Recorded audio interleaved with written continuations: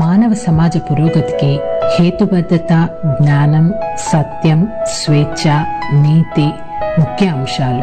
వీటిని ఆధారంగా చేసుకుంటూ భారత కాలమానం ప్రకారం ప్రతి ఆదివారం రాత్రి 9:30 గంటలకు టోరీ హ్యూమనిస్ట్ అవర్లో సమకాలీన సామాజిక అంశాలను, సాహిత్య సాంస్కృతిక అంశాలను మానవవాద కోణంలో చర్చించుకుందాం.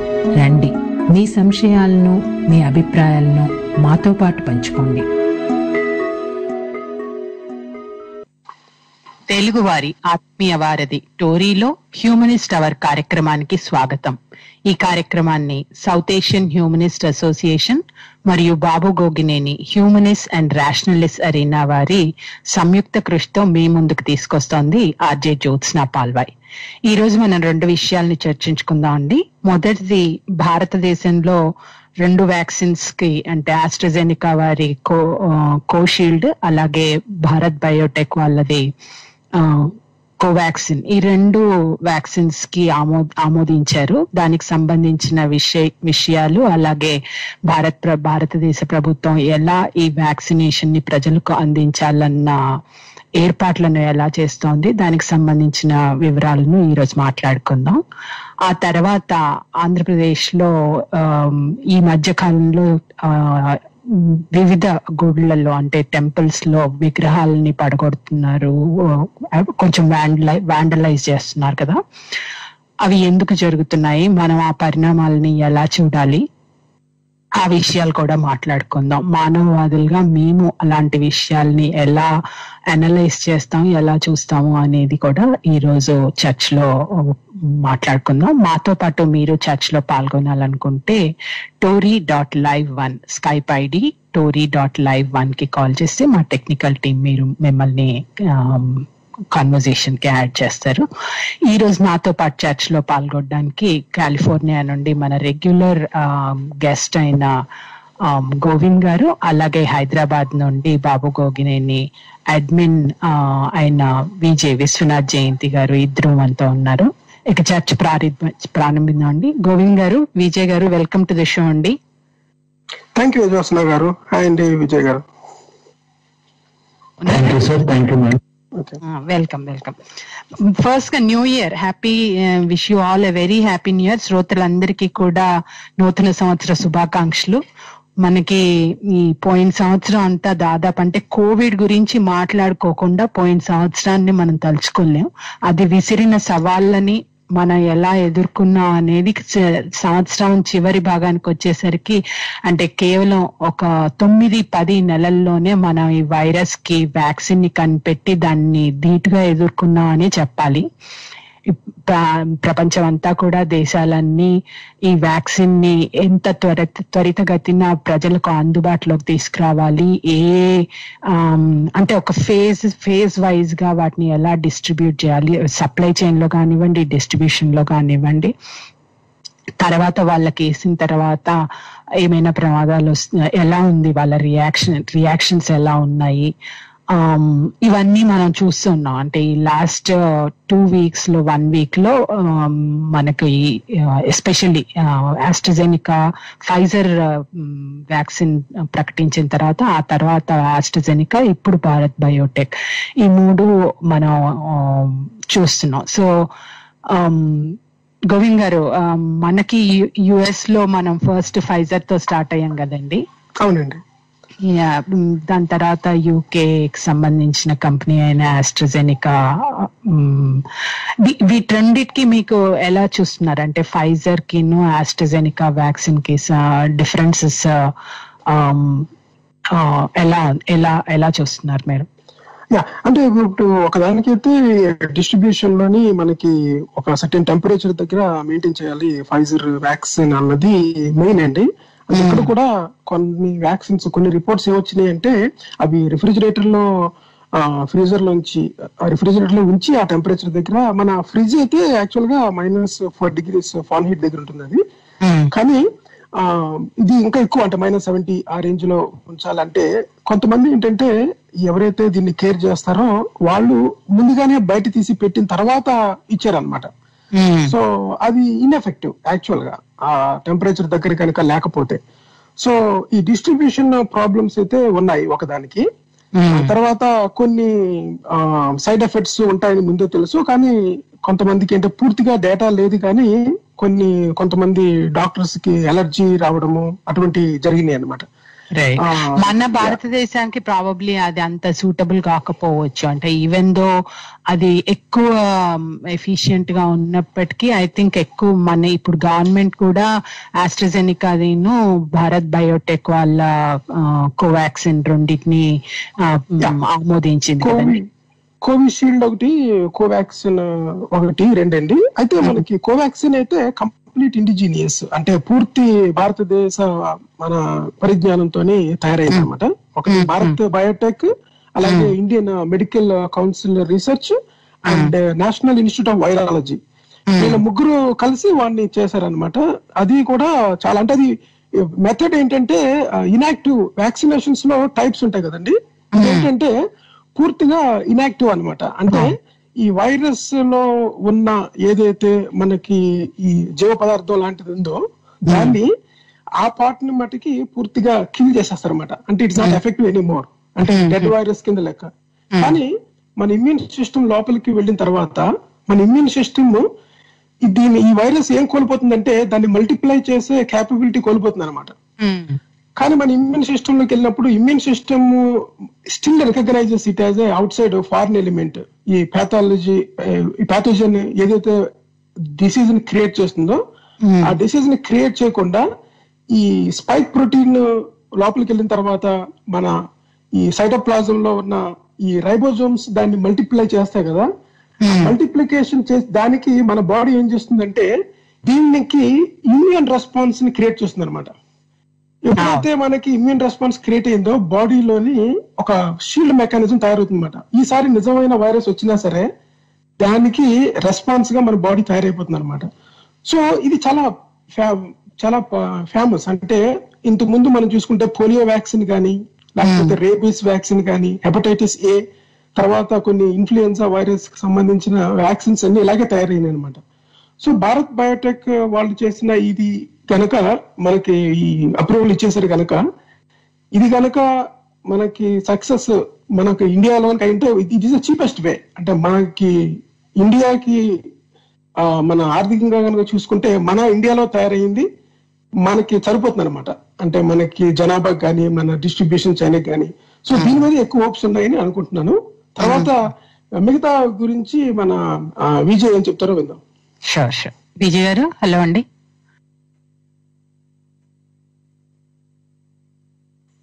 Hello madam. చెప్పండి. అంటే ఇప్పుడు ఇండియన్ కాంటెక్స్ట్ లో మనం చూస్తే ఇప్పుడు కోవాక్సిన్ గానీ కోవిషీల్డ్ గానీ ఈ రెండు కూడా ఇండియాలోనే తయారైంది. కోవిషీల్డ్ అనేది ఆస్ట్రాజెనికా రీసెర్చ్, దాంతో పాటు మన ఎవరైతే ఆక్స్ఫర్డ్ యూనివర్సిటీ నుండి కొలాబరేషన్ ఉంది. దాంతో పాటు మనకి పూణే బెస్ట్ కంపెనీ ఎవరైతే ఉన్నారో వాళ్ళు మనకి ఈ వ్యాక్సిన్ ని తయారు చేశారు. అది సీరం ఇన్స్టిట్యూట్ ఇండియా అన్నమాట. సో ఇక్కడ బల్క్ మ్యానుఫ్యాక్చరింగ్ ఇక్కడే జరుగుతుంది, సీరం ఇన్స్టిట్యూట్ లోనే జరుగుతుంది. ప్రస్తుతానికైతే 2 వ్యాక్సిన్స్ కి అప్రూవల్స్ భారత ప్రభుత్వం ఇచ్చేయడం జరిగింది. అండ్ ఇంకో ఇంట్రెస్టింగ్ విషయం ఏంటంటే సీరం ఇన్స్టిట్యూట్ దగ్గర భారతదేశం కోసం స్పెసిఫిక్ గా 80 మిలియన్ డోసులు రెడీగా ఉన్నాయండి. ఎప్పుడైతే రోల్ అవుట్ స్టార్ట్ అయిందో ఈ రోజు నుంచి వ్యాక్సిన్ వేయాలి అని ఎప్పుడైతే గవర్నమెంట్ డెసిషన్ తీసుకుందో అప్పటి నుంచి ఇమ్మీడియట్ గా 80 మిలియన్ డోసెస్ మనకి ఇమ్మీడియట్ గా వచ్చేస్తుంది అనమాట. వాళ్ళు ఏం చేసిందంటే ఇండియన్ గవర్నమెంట్ ఏం చేసిందంటే ఇంకా కోవాక్సిన్ గురించి అయితే వాళ్ళు ఇంకా మాస్ ప్రొడక్షన్ ఇంకా స్టార్ట్ చేయలేదు. బట్ వాళ్ళు కూడా బల్క్ ప్రొడక్షన్ స్టార్ట్ చేస్తే 2-3 వీక్స్ లోనే వీళ్ళంత ఎఫికసీ తోటి వీళ్ళంతా ఎంత స్ట్రెంత్ లో వీలైతే ఎంత చేశారో అంతే రకంగా ఒక 2-3 వారాల్లోనే అంతే మొత్తంలో తయారు చేయగలిగే సామర్థ్యం ఉందన్నమాట. సో మన ప్రధానమంత్రి గారు కూడా వచ్చి భారత్ బయోటెక్ ప్లాంట్ ని విజిట్ చేయడం ఇవన్నీ మనం ఇంతకు ముందు వార్తల్లో కూడా చూసాము. సో ఇప్పటి వరకు అయితే మనకి రెడీ టు గో అన్న సిచ్యువేషన్ ఉంది. ముందు కొంత ప్రోటోకాల్ దీనికి రాశారు. ఏమంటే 1 కోటి మంది హెల్త్ కేర్ వర్కర్స్ కి 2 అంటే డాక్టర్స్ నర్సెస్ ఎవరైతే ఉన్నారో వాళ్ళకి, అలాగే 2 కోట్ల మందికి ఫ్రంట్ లైన్ వర్కర్స్ అంటే మనం డిస్ట్రిబ్యూషన్ ఛానల్లో పనిచేసే వాళ్ళకి, తర్వాత పోలీస్ కి, తర్వాత ఎమర్జెన్సీ డిస్ట్రిబ్యూషన్ కి అప్పుడు పనిచేసిన వాళ్ళకి, వీళ్ళందరికీ వేద్దామని చెప్పి ఇవంతా ఫ్రీగా గవర్నమెంట్ వేస్తుంది. ఏదైతే ఈ 3 కోట్లు 1 crore హెల్త్ కేర్ వర్కర్స్, 2 కోట్లు ఫ్రంట్ లైన్ వర్కర్స్ అని అనుకున్నారో వాళ్ళకి ఫ్రీగానే గవర్నమెంట్ ఇస్తుంది. దీనికి రిజిస్ట్రేషన్ చేసుకోవాల్సిన అవసరం ఉంటుంది అనమాట. ఎవరైతే అంటే గవర్నమెంట్ తరఫున అంటే పర్సనల్ గా వెళ్ళి, అంటే ఒక వెబ్సైట్ లో కూడా ఉంది దీనికి, డైరెక్ట్ గా వెళ్ళి నేను ఈ ఫ్రంట్ లైన్ వర్కర్ ని లేదా నేను డాక్టర్ ని కాబట్టి నేను ఇందులో రిజిస్టర్ చేసుకుంటున్నానంటే రిజిస్ట్రేషన్ చేసుకున్న వాళ్ళందరికీ ఫ్రీగా వ్యాక్సినేషన్ జరుగుతుంది అనమాట. సో మనకైతే లాస్ట్ ఇయర్ అంతా కరోనా యొక్క డేంజర్ గురించి మాట్లాడుకున్నాం. ఇప్పుడు కరోనా వ్యాక్సిన్ యొక్క ఎఫికసీ, దాన్ని ఎంతవరకు మనం నియంత్రించగలుగుతాం వ్యాక్సిన్, దీని గురించి మనం ఇప్పుడు మాట్లాడుతాం. మనకి వేరే వ్యాక్సిన్ ఉన్నా కూడా ఇక్కడ మీరు అన్నారు కదా, చెప్పండి. అంటే ఇప్పుడు ఒకటి ఇచ్చారనుకోండి, తర్వాత మళ్ళీ దానికి కూడా డిస్ట్రిబ్యూషన్ ఒకేసారి వచ్చేస్తుందా? ఎవరికి ఇచ్చారన్న దాన్ని మళ్ళీ అంటే మనకి డబుల్ మనకి ఆల్రెడీ ఇండివిజువల్ గానే వెబ్సైట్ లో ఎవరైతే ఇది 2 షాట్స్ కావాలండి. ఈ 2 వ్యాక్సిన్స్ కూడా 2 షాట్స్ తీసుకోవాల్సి ఉంటుంది. సో దానికి ప్రోటోకాల్ అంతా ఉంది. ఎవరైతే ఫస్ట్ షాట్ తీసుకున్నారో రెండో వాళ్ళకి ఆటోమేటిక్ గా మీకు SMS అలర్ట్, తర్వాత ఇవన్నీ వాళ్ళు ప్లాన్ చేశారు ఆల్రెడీ. సో ఇమీడియట్ గా వాళ్ళ దగ్గరికి వెళ్ళి వేయటం కానీ, లేదంటే వీళ్ళు వెళ్ళి ఎక్కడైనా వేయించుకోవడం కానీ జరుగుతూ ఉంటుంది. నేను రిజిస్టర్డ్ కొంత డిస్ట్రిబ్యూషన్ లో కొంత ప్రాసెస్ ఉంటుంది. ప్రాసెస్ అంతా రోల్ అవుట్ అయితే దాన్ని మొత్తం ఎలా జరుగుతుంది ఏంటనేది మనం తర్వాత విశ్లేషించుకోవచ్చు. బట్ అయితే ఇప్పటికైతే 3 కోట్ల మందికి అయితే మనం ఫ్రంట్ లైన్ వర్కర్స్ కి, డాక్టర్స్ కి గవర్నమెంట్ ఫ్రీగా వ్యాక్సిన్ వేయడానికి సిద్ధంగా ఉంది అన్నట్టు మనకి తెలుస్తా ఉంది. కానీ మ్యానుఫ్యాక్చరింగ్ అనేదంటే విజయ్ మన దేశంలోనే it's one of world's largest vaccine manufacturer కదా మన భారతదేశం. ఈ వ్యాక్సినే కాదు, మన దాంట్లో జనరల్ గానే మనకి ఏ వ్యాక్సిన్ అయినా సరే ఎక్కువ బల్క్ మ్యానుఫ్యాక్చరింగ్ మన ఇండియాలోనే జరుగుతా ఉంది.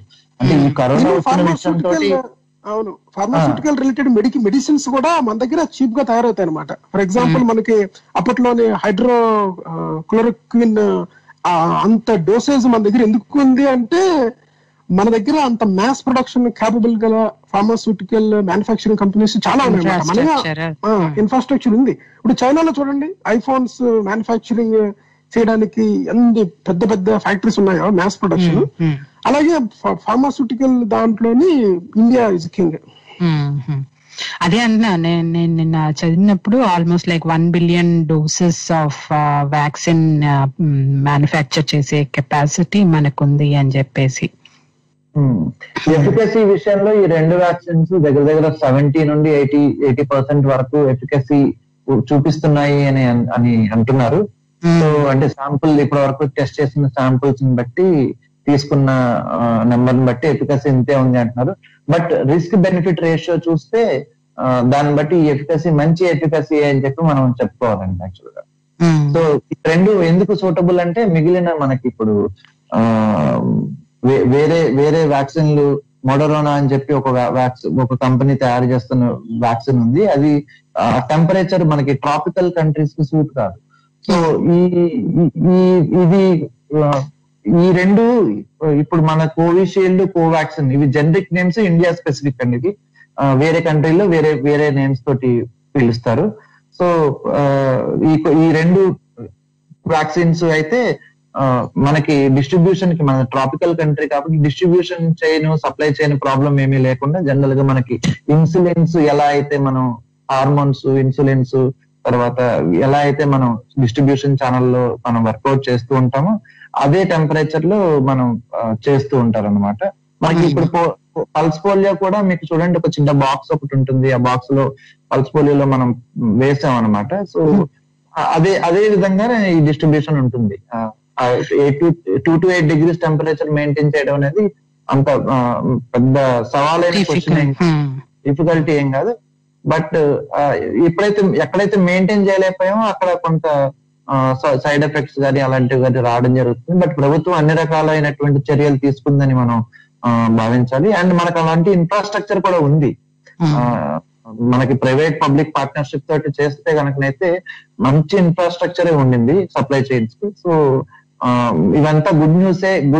లాస్ట్ ఇయర్ అంతా బ్యాడ్ న్యూస్ మాట్లాడుకున్నాం కాబట్టి ఈ ఇయర్ అంతా గుడ్ న్యూస్ లే ఉంటాయని చెప్పి స్టార్టింగ్ ఇట్స్ వెరీ పాజిటివ్ అండి. ఇంత ఫాస్ట్ గా ఒక వ్యాక్సిన్ ని, అది కూడా డిఫరెంట్ అని వివిధ వైజ్ఞానిక సంస్థలు కలిసి పనిచేయడం దీనికోసం, అంత ఫాస్ట్ గా డేటాని అనలైజ్ చేయడం, దాని నుండి రిజల్ట్స్ తీసుకురావడం, అలాగే ఎక్కడా కూడా అంటే కాంప్రమైజ్ కాకుండా, అంటే అర్జెన్సీ ఉంది కదా అని చెప్పేసి ఏదో మార్కెట్ లోకి తీసుకురావాలన్న ఇది కాకుండా దానికి ముందు ఉన్న కసరత్ అంతా ప్రాపర్ గా చేసి అప్రూవల్స్, ఇప్పుడు దీనికి కూడా మనకి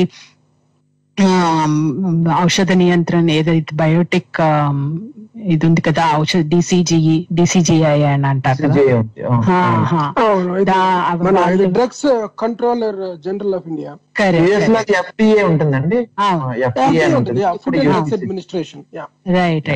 వాళ్ళందరి మంచి విషయం ఏంటంటే మేడం, మీకు ఈ రోజు చెప్పుకోవాల్సింది, ఆగస్టు 1వ తారీఖు అంటే ఆగస్టు మొదటి వారంలోనే దగ్గర మనం ఫస్ట్ ఫేజ్ అనేది ఫినిష్ చేసుకోవాలని చెప్పి గవర్నమెంట్ ప్లాన్ చేస్తా ఉంది.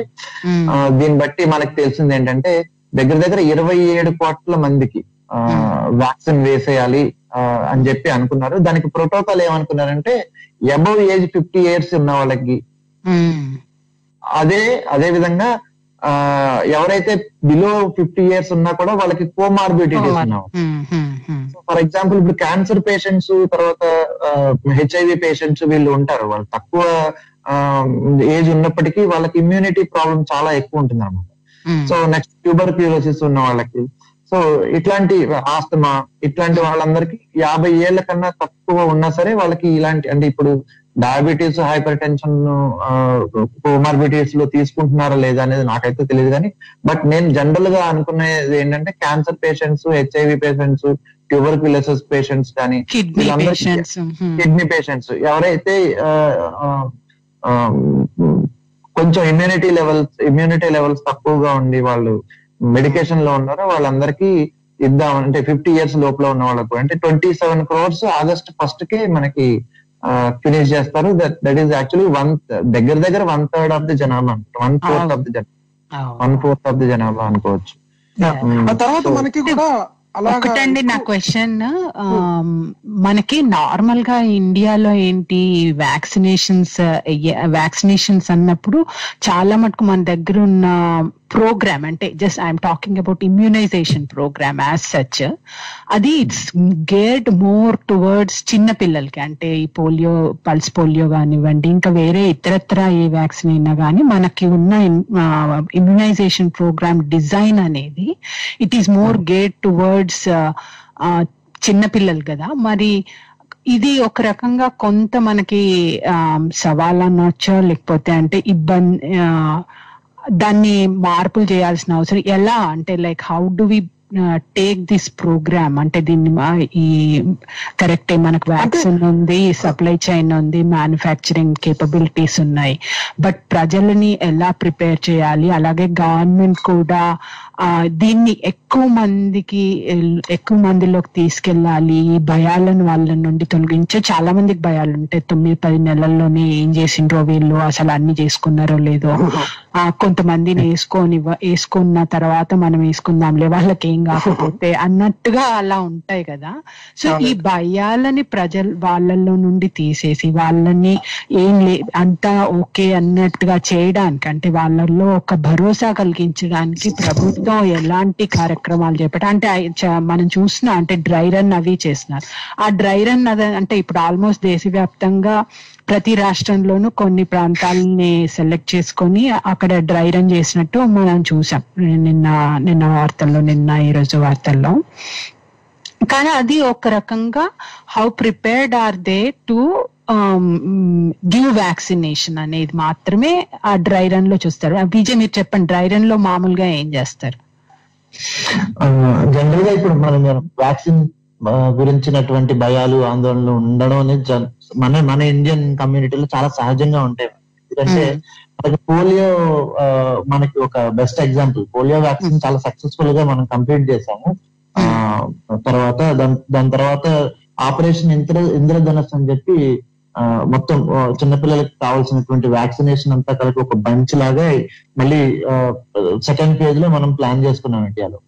సో పోలియో వ్యాక్సిన్ మనకి ఎగ్జాంపుల్ ఏంటంటే, ఇనిషియల్ ఫేజెస్ లో పోలియో వ్యాక్సిన్ వేయించుకోవడానికి చాలా మంది ప్రజలు ముందుకు వచ్చేవారు కదా, ఎందుకంటే దానికి జ్వరం రావటం అనేది జరుగుతూ ఉంటుంది, డ్రాప్స్ దాని గురించి. నెక్స్ట్ పోలియో వ్యాక్సిన్ తో పాటు వేరే వ్యాక్సిన్స్ వేస్తూ ఉంటే ఆ షాట్ ఏదైతే ఉందో చాలా పెయిన్ఫుల్ షాట్ ఉండేది దాన్ని. సో దాని గురించి కొంచెం పూర్తిగా ప్రజల్లోకి వెళ్ళడం అనేది మొదట్లో చాలా ఇబ్బంది అయింది.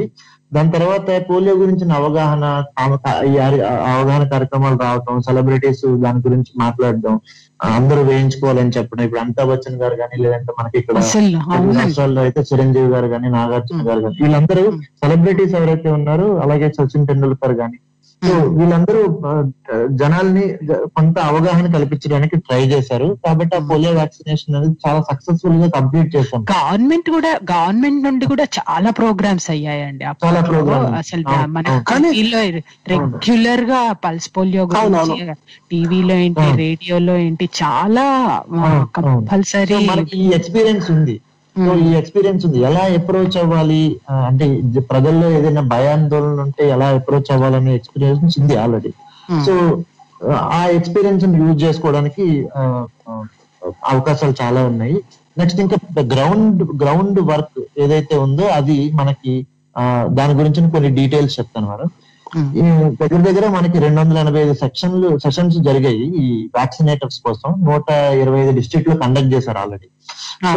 ఓవర్ లైక్ 20,000 హెల్త్ వర్కర్స్ కి ట్రైనింగ్ ఇచ్చారు అని చెప్పేసి. లేదు మేడం, అంటే హెల్త్ కేర్ వర్కర్స్ కాకుండానే వ్యాక్సినేటర్లు అని చెప్పి కొంత కొత్తగా 96,000 మందికి ట్రైనింగ్ ఇవ్వడం జరిగింది వాళ్ళందరూ. సో అది ఆ ట్రైనింగ్ మొత్తం 57,000 మెంబర్స్ డిస్ట్రిక్ట్ లెవెల్లోను, తర్వాత నేషనల్ లెవెల్లో 2,360 మందికి, తర్వాత ఇట్లా చేసి మొత్తం 719 డిస్ట్రిక్ట్స్ లో మొత్తం ఈ ట్రైనింగ్ సెషన్స్ అన్ని కంప్లీట్ చేసేసారు. దాని తర్వాత ఎవరైతే బెనిఫిషరీస్, ఎవరైతే వ్యాక్సిన్ వేయించుకోవాలి అనుకుంటున్నారో, ఈ వ్యాక్సిన్ తీసుకునే వాళ్ళకి డైరెక్ట్ గా కోవిన్ అనే ప్లాట్ఫామ్ ఉంది. COWIN మధ్యలో ఐఫన్ ఉంది కో తర్వాత. సో COVIN WIN కోవిన్ అనేటటువంటి ఈ ప్లాట్ఫామ్ ఒకటి క్రియేట్ చేశారు. ఈ ప్లాట్ఫామ్ లో రిజిస్టర్ చేసుకున్న వారికి నేను ఇంతకు ముందు చెప్పినట్టుగా ఫస్ట్ పేజ్ లో 50 ఏళ్ళు ఎవరికైతే దాటుతాయో వాళ్ళందరికీ, అలాగే 50 ఏళ్ళు దాటకపోయినా కోమార్బిడిటీస్ ఉంటే దానికి సంబంధించినటువంటి సర్టిఫికేషన్స్, రికమెండేషన్ లెటర్స్ ఏవైతే ఉంటాయో డాక్టర్స్ నుంచి వచ్చేవి, అలాంటివి కనుక మనం సబ్మిట్ చేసినట్టయితే వాళ్ళందరికీ వ్యాక్సినేషన్ జరుగుతుంది అని చెప్పి ప్రభుత్వం తరఫున జరుగుతుంది. మనకి సప్లై చైన్ ప్రాబ్లం అయితే ఎప్పుడు లేదు, ఎందుకంటే మనకి అంత ఇన్ఫ్రాస్ట్రక్చర్ ఉండింది. ఎందుకంటే ఇప్పుడు పల్స్ పోలియో మనం చేసి ఉన్నాం కాబట్టి అంత ఇన్ఫ్రాస్ట్రక్చర్ ఉంది.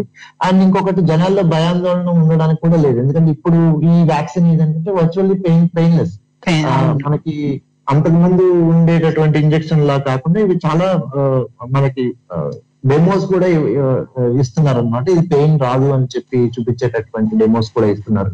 సో తెలంగాణ కూడా ఇంకో విషయం ఏంటంటే, ఈ కరోనా వ్యాక్సిన్ కి ప్రచారం అవసరం లేదు అసలు. అంటే ఇది ప్రపంచం మొత్తం ఎదురు చూస్తున్నది కనుక దీన్ని ఏదో సెలబ్రిటీస్ చెప్పాలో లేకపోతే అని, మనం ఓన్లీ ఎవరికి పెంచాలంటే కొంతమంది దీన్ని వేసుకోవడం ద్వారా మనకి ఏమన్నా సైడ్ ఎఫెక్ట్స్ ఏమైనా వస్తాయా, ఇంకేమన్నా మనకి వస్తాయా, లేనిది ఏమన్నా మనం తెచ్చుకుంటామా, ప్లస్ ఈ షార్ట్ పీరియడ్ ఆఫ్ టైమ్ లో చేశారు కనుక మొత్తం అంత డేటా లేదు కనుక అని కొంతమంది ఏంటంటే వ్యాక్సిన్ వేసుకోకూడదు. అంటే వ్యాక్సిన్ అయితే అంటే వ్యాక్సిన్ ఎప్పుడు కూడా వ్యాక్సిన్ ని వేసుకోమని అందరికీ కూడా ఎడ్యుకేట్ చేయాలండి. ఏదైనా సరే రిలీజియస్ దానికి సంబంధించిన వాళ్ళు ఉన్నా సరే, మా కష్టం ఎలాగుంది, మా సంస్కృతి ఎలాగా, మేము వేసుకోమన్నా ఎవరన్నా సరే వ్యాక్సిన్ మస్ట్ అండ్ షుడ్ గా వేసుకొని తినాలి, అంతే, డజంట్ మ్యాటర్. అప్పుడు ఏమవుతుందంటే ఎక్కువ డేటా వస్తుంది అనమాట. అంటే నీకు డేటా రావడం కోసం నా జీవితాన్ని పణంగా పెట్టాలంటే ఆ ఫేజెస్ దాటిపోయి వచ్చిందే వ్యాక్సిన్ ప్రజల వరకు రీచ్ అయింది. అంటే మీరు ఏదైతే భయాందోళన ఉన్నారో అవన్నీ టెస్ట్ చేసి అప్రూవల్ ఇచ్చారంటే దాని మీనింగ్ ఏంటంటే ఆ పర్సంటేజ్ ఆఫ్ కవర్, ఇంతకుముందు మనకి విజయ్ చెప్పినట్టుగా అది 75%, 80%, 95% ఆక్స్ఫర్డ్ మన ఫైజర్ లాగా అన్నది పక్కన పెడితే ఆ రీచ్ అవుట్ మొత్తానికి వ్యాక్సిన్ ఈజ్ ఎఫెక్టివ్, మొత్తానికి పనిచేస్తుంది అనమాట.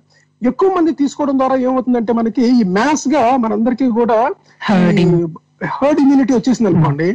అప్పుడు that it self is a shield to the whole society community. అందులో ఎవరైనా సరే వ్యాక్సిన్ వేసుకోమని చెప్పాలి తప్ప వాళ్ళ భయాలను జనాల మీద రుద్ది వ్యాక్సిన్ వేసుకోకూడదని ప్రచారం చేయకూడదు. చూడండి, ఇందులో ఒక స్పెసిఫిక్ విషయం ఏంటంటే మేడం, ఇప్పటి వరకు మనం చాలా చాలా వ్యాధులకి వ్యాక్సినేషన్ డ్రైవ్ చేసాము. మన ఇండియాలో కొంత ఎక్స్పీరియన్స్ ఉండింది. పల్స్ పోలియో అనేది మనం ముందు ఇప్పుడు రీసెంట్ పాస్ట్ లో చూసినటువంటి ఎక్స్పీరియన్స్ అది. కానీ ఇప్పుడు చేసేటటువంటి ఈ వ్యాక్సినేషన్ డ్రైవ్ ఏదైతే ఉందో ఇది ఇప్పటి వరకు భారతదేశంలో కాదు ప్రపంచంలో చేసేటటువంటి వ్యాక్సినేషన్ డ్రైవ్ లో బిగ్గెస్ట్ కింద మనం కన్సిడర్ చేయొచ్చు. ఎందుకంటే ఒకటే ఫేజ్ లో 27 crores మెంబర్స్ వేయటం అనేది కొంచెం అది బిగ్గెస్ట్ డ్రైవ్ అంటే మన జనాభా పరంగా చూస్తే. సో హోప్ఫుల్లీ ఇదంతా బాగా జరిగి వ్యాక్సినేషన్ బాగా జరగాలి అని చెప్పి అందరం. కాస్ట్ గురించి ఏమైనా చెప్తారా మీరు? కాస్ట్ ఎంత? ఐ థింక్ మనం అంటే యాజ్ సచ్ మనకి ఇప్పుడు ఇందాక మీరు అన్నారు కదా 1 crore ఫస్ట్ హెల్త్ అంటే డాక్టర్స్ ఎవరున్నారో లేకపోతే ఎసెన్షియల్ వర్కర్స్ ఎవరైతే ఉన్నారో వాళ్ళకి ఫ్రీ అని అనుకున్నాం. కానీ నిజమే, మనం తర్వాత ఫేసెస్ లో ఉన్న వారికి మరి ఇది ఉచిత ఇట్స్ గుడ్. అంటే అట్లీస్ట్ ఒక 3 crore 3 కోట్ల జనాభాకి అది ఉచితంగా, అంటే వాళ్ళు మనకి నిస్వార్థంగా ఇస్తున్న సేవలని గుర్తించి వాళ్ళకి ఇవ్వడం అనేది అది బై డిఫాల్ట్ చెయ్యాల్సిన పని, ఏ ప్రభుత్వం అయినా చెయ్యాల్సిన పని. కానీ ఎంత మేరకు అది మిగతా ప్రజానికానికి అప్లికబుల్ అనేది మీకేమైనా సమాచారం ఉందా దాని గురించి? అంటే ఇక్కడైతే కమ్యూనికేషన్ అయితే గవర్నమెంట్ నుంచి వెరీ క్లియర్ మేడం. ఇందులో ఫస్ట్ 3 crores మెంబర్స్ ఎవరికైతే వేస్తారో 30 million పీపుల్ అని అనుకుంటున్నాం, వాళ్ళందరికీ ఫ్రీగా గవర్నమెంట్ వేరే వేరే సెంటర్స్ ద్వారా వేస్తుంది వ్యాక్సిన్. దాంతో పాటుగానే సైమల్టేనియస్ గా మార్కెట్ లో కూడా ఇది రిలీజ్ అవుతుంది. వ్యాక్సినేషన్ ఎట్లా జరుగుతుంది ఏంటి అనేది పూర్తిగా గవర్నమెంట్ మాత్రమే తీసుకోవట్లేదు, దీన్ని వేరే ప్రైవేట్ కంపెనీలు ఎన్జిఓస్ వాటిలో కూడా తీసుకుంటున్నారు. సో గవర్నమెంట్ తరఫున అయితే వేసే వ్యాక్సిన్స్ అయితే ఫ్రీగానే ఇస్తారు. బయట అంటే కాస్ట్ అంటే ఎంఆర్పి అనేది ఇంకా ఫైనల్ గా తెలిసినట్లేదు. ఇన్ బిట్వీన్ 700-800 వరకు పర్ షాట్ ఉంటుంది అని చెప్పి ఒక న్యూస్ ఉండింది. తర్వాత ఫస్ట్ పేజ్ లో వేసే 27 పడుతుంది, కానీ తర్వాత నెక్స్ట్ పేజ్ లో వేసే దాంట్లో ఉంటుంది. ఇది దేని ప్రైస్ అంటే కోవిషీల్డ్ ప్రైస్. ఎందుకంటే దాని వెనకాల చాలా రీసెర్చ్ ఉంది, దాని అంతా చాలా ఇన్వెస్ట్మెంట్ ఉంటుంది. కాబట్టి వన్స్ మనకి కోవాక్సిన్ కనుక అవైలబుల్ అయిపోతే కోవాక్సిన్ కూడా ఆల్మోస్ట్ ఒక 2-3 weeks లో కోవిషీల్డ్ అంతవరకే అవైలబుల్. ఇది ఐసిఎంఆర్ కంట్రోల్ పార్ట్నర్షిప్ కూడా ఉండింది కాబట్టి సో మ్యానుఫ్యాక్చరింగ్ కాస్ట్ వరకు ఉండి బిలో 500 లేదంటే 500కి అటు ఇటుగా ఉండేటట్టుగా వ్యాక్సినేషన్ అవైలబిలిటీ ఉంటుంది అని చెప్పి కొంతవరకు న్యూస్ ఉంది. But it is too early to anticipate ఎంత ఏంటి అనేది సుమారుగా చెప్పగలుగుతాం, కానీ ఖచ్చితంగా ఇంత అనేది ఇంకా వెరీ గుడ్ అండి. అంటే మనకి అంటే start of the year with its very good news that మనకి వ్యాక్సిన్ అందుబాటులోకి రావడం, అలాగే దానికి సంబంధించిన ఏర్పాట్లన్నీ చకాచకా జరిగిపోతుండడం అనేది చాలా ఆహ్వానించదగ్గ విషయం, ఆనందించదగ్గ విషయం. ఇక రెండో అంశానికి వెళ్ళిపోదాం అండి. రెండో అంశానికి వెళ్తే మనం ఈ మధ్య కాలంలో ఎస్పెషల్లీ ఏపీ ఆంధ్రప్రదేశ్ ఆంధ్రప్రదేశ్ లో ముఖ్యంగా ఈ మధ్య లాస్ట్ 3 days నుండి నేను చూసింది విజయనగరం జిల్లా రామతీర్థం బోడికొండ రామాలయంలో ఎవరో గుర్తు తెలియని వ్యక్తులు రాముడి విగ్రహం తొలగించి దాన్ని మాయం చేశారని, ఆ తర్వాత విగ్రహం తల పక్కనే సమీపంలో ఉన్న కొలనులో దొరికింది అని చెప్పేసి. అలాగే అంటే ఇది జస్ట్ 1 day లో చూసిన ఇష్యూ కాదు. మనం లాస్ట్ ఫ్యూ మంత్స్ లో బాగానే అంటే ఇలాంటి ఎప్పటికప్పుడు వస్తూనే ఉంటాయి. ఆలయాల్లో విగ్రహాలని వ్యాండలైజ్ చేయడం, వాటిని ఎందుకు ఇలాంటివి జరుగుతాయి అంటే ఇది నేను జస్ట్ మన ఇండియన్ కాంటెక్స్ట్ లోనే కాకుండా రీసెంట్ గా పాకిస్తాన్ లో కూడా ఒక బాబా సమాధిని వాళ్ళు మొత్తం తగలబెట్టడం, నిన్న విజయవాడ సీతమ్మ వారి విగ్రహాన్ని ఇది చేయడం, ఇవి ఎందుకు చేస్తారు అసలు? మనం ఎలా చూడాలి? ప్రజలు నిజంగా వీటిని ఒక అంటే వాళ్ళ మతాన్ని కించపరచడానికో లేకపోతే వాళ్ళని ఏ ఉద్దేశంతో ఇలాంటివి పనులని చేస్తారు అసలు? How do we analyze these things? అంటే అండి ఒక విషయం నేను స్టార్ట్ చేసి, ఈ టెంపుల్స్ కి సంబంధించినంత మటుకి మన విజయ్ దగ్గర చాలా డేటాబేస్ ఉంది. అంటే చాలా ఇన్సిడెంట్స్ జరిగింది. నాకు తెలిసిన 3 మెయిన్ ఇన్సిడెంట్స్ చెప్పి అసలు దీన్ని ఎవరు ఇన్వోక్ చేస్తున్నారు, అసలు జనాల్లో ఉన్న రియల్ ఫియర్ ఏంటి, అసలు దీనిపైన మన కంక్లూజన్ ఏంటి అన్న విషయం జస్ట్ బ్రీఫ్ గా చెప్తాను నేను. ఈ ఒక్క విషయమే కాదండి, అంతకు ముందు కూడా అంతర్వేదిలోని ఒక అంటే ఏన్షియంట్ ఒక కొద్ది చరిత్ర కలిగిన ఒక రథాన్ని తగలబెట్టారు. తర్వాత ఏమో ఈ కొన్ని విగ్రహాలు చేతులు విరగొట్టడము, తర్వాత ఏమో పిఠాపురంలోని కొన్ని విగ్రహాల మీద ఇది చేయడము, వ్యాండలిజం. రాజమండ్రిలోని ఒక వినాయకుడు గుడికి కొన్ని అంటే అభ్యంతరకరమైనవి పూయడము. తర్వాత ఏమో అంటే ముఖ్యంగా మీరు చూడండి, ఇవన్నీ కూడా ఈ విగ్రహాలు అన్న కాంటెక్స్ట్ లో కాకుండా మనం చూసుకుంటే ఈ టెంపుల్స్, ఇప్పుడు రాముడు ఉందనుకోండి, రాముడు is one of the main God అనమాట. అంటే మనకి విష్ణువులకి చుట్టూ ఉన్న దేవుడు యాక్చువల్ అంటే బాగా మీరు రియాక్ట్ అవ్వగలిగే దేవుడు అనమాట. దానిపైన చేయడం అన్నది ముఖ్యంగా ఏంటంటే ఇవన్నీ కూడా ఈ గవర్నమెంట్ ప్రస్తుతానికి ఉన్న గవర్నమెంట్ మన హిందూయిజానికి అంత ఫేవర్ కాదు, క్రిస్టియానిటీకి ఫేవరబుల్ అన్న ఒక ఇది అయితే ఉంది జనాల్లోని, లేకపోతే ఈ అజిటేషన్ చేసే వాళ్ళలో ఉందన్నమాట. మొత్తానికి ఒక మతం ఇంకో మతం మీద దాడి చేయడం అనేది ఎప్పుడు ఖండించదగ్గ విషయమే. కాదు, ఖండించాలి కూడా, తప్పు.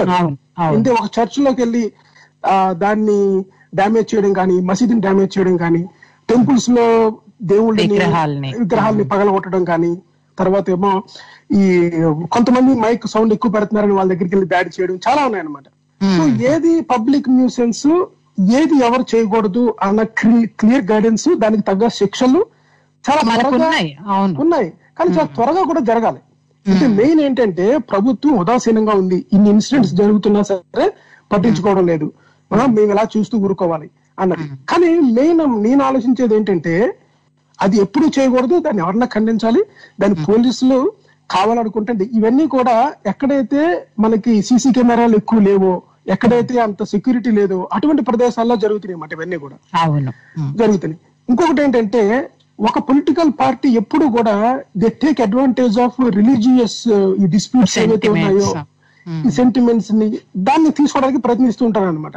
అంటే వాళ్ళ గవర్నమెంట్ లో ఉన్నప్పుడు కూడా ఇవన్నీ చేశారని. ఎందుకంటే ఇంతకు ముందు గవర్నమెంట్ లో కూడా విజయవాడలోని 39 టెంపుల్స్ లోని అన్ని పడగొట్టించారు అనమాట. అంటే ఎవరు ఎక్కువ అనేది అంటే ఇక్కడ 3 గ్రూపులకి చూసుకోవాలి మనం. 3 గ్రూపులు. ఒకటేమో ఒక పొలిటికల్ రూలింగ్ పార్టీ, ఇంకోటేమో అపోజిషన్, కంప్లీట్ అపోజిషన్ అంటే అందరూ కలిసి ఎవరైతే ఉన్నారో ఆ మూడు ఉంటే వాళ్ళందరూ. అది హిందూ సమాజాన్ని మతాన్ని పరిరక్షించే గ్రూప్స్ అనమాట. చిన్న గ్రూప్స్ ఉన్నాయన్నమాట అవి. తర్వాత ఏమో రియల్ ప్రజలు అంటే మనలాంటి అనుకున్నాం పని, అంటే న్యూట్రల్ గా. కానీ ఇది చేయడం అనేది మట్టికి ఎవరైనా సరే ఖండించాలి, అది తప్పు. అది ఎవరు కూడా లోపలికి వెళ్ళి విగ్రహాలు పాల్గొట్టడం అని చేయడం అనేది తప్పు.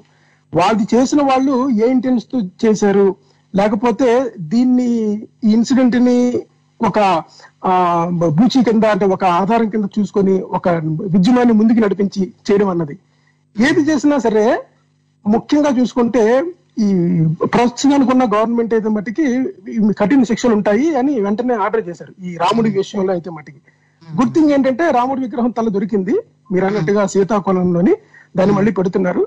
కానీ జరుగుతున్న సంఘటనలు అంటే చూస్తుంటే పొలిటికల్ గెయిన్ నాకు ఎక్కువ కనిపిస్తుంది అనమాట ఇక్కడ.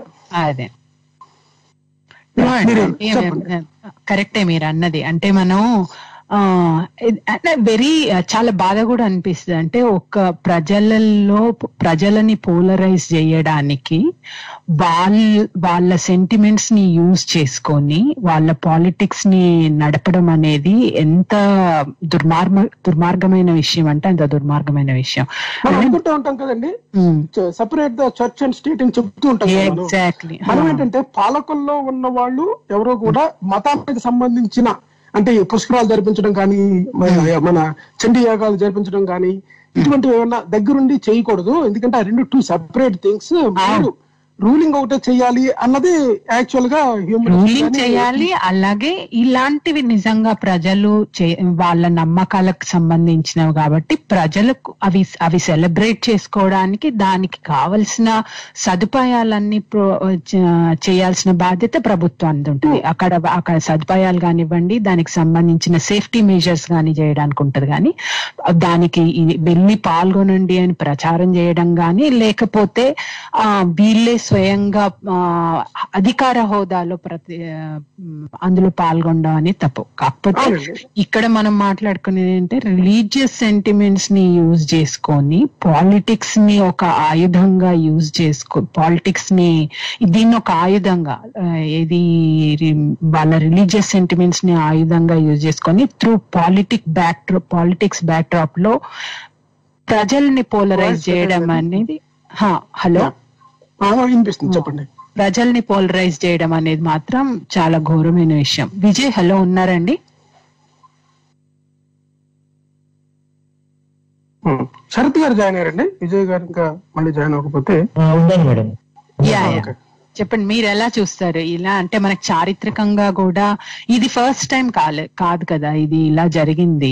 అంటే మనకి విగ్రహాలని పడగొట్టడం లేకపోతే ఒక్క సింబల్ గా అనుకుంటున్నదాన్ని, ఇక్కడేమో మనకి రిలీజియస్ సింబల్స్ ఇవి వివిధ టెంపుల్స్ లో ఉన్నవి ప్రజలలో ఉన్న నమ్మకాలకి వాళ్ళు ఆరాధించే దైవ ఆరాధనకు ఇవి సింబల్స్.